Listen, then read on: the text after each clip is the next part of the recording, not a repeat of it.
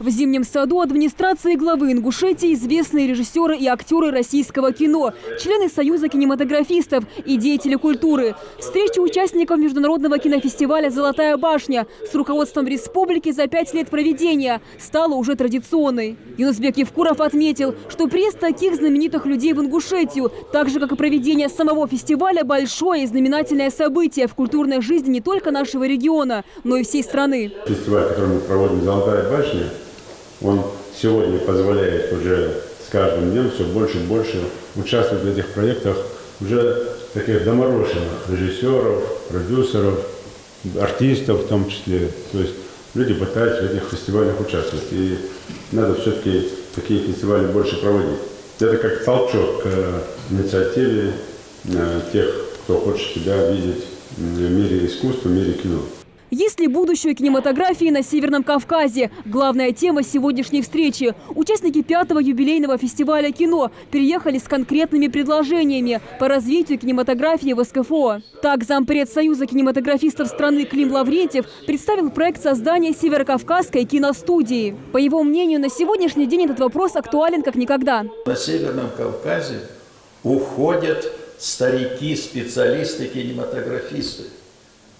Следом приходит молодежь кинематографическая, среди которой меньшинство заинтересованы в том, чтобы прославлять республику, чтобы заниматься продвижением идей единства.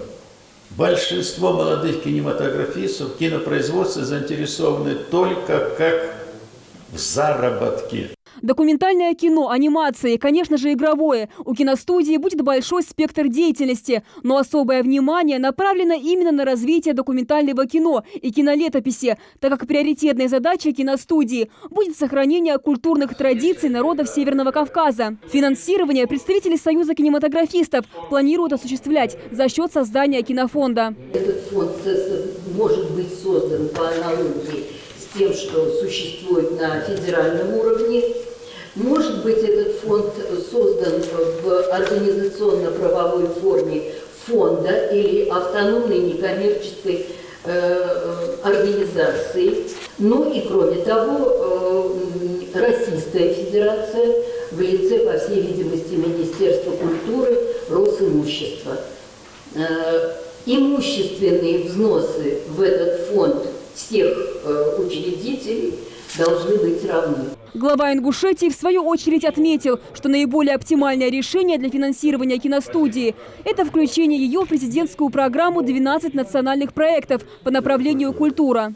Здесь можно было бы рекомендовать и главу Северокавказской республики, и может и через полпреда, чтобы одним из таких проектов или строк в бюджете по национальному проекту культуры обязательно включить вот этот механизм по созданию кинематографии, киноиндустрии, ну и по подготовке кадров.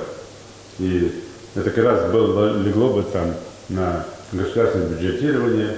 Для успешной работы киностудии необходимы в первую очередь квалифицированные кадры. Поэтому поддержка талантливой молодежи – не менее актуальный вопрос на сегодняшний день. Республика на протяжении нескольких лет ведет сотрудничество с ведущими театральными и кинематографическими вузами страны.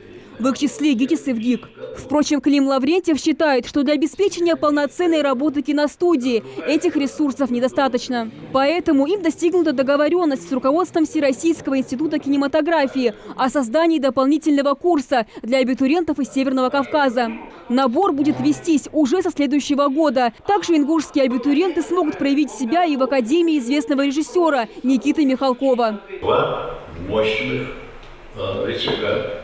Но если мы в Академии можем получить через год, через 2 года специалистов, в принципе, то специалистов через ГИК 4-5 лет. 4-5 лет. И чем скорее мы закончим эту работу, чтобы успеть к набору следующего года, чтобы был набор в следующем году.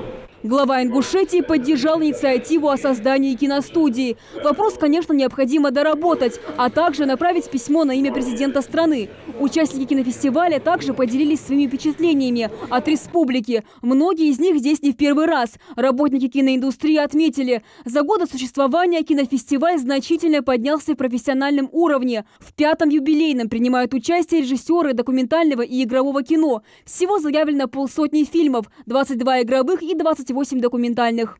Амина Бокова, Асхаб Белакиев, Новости 24.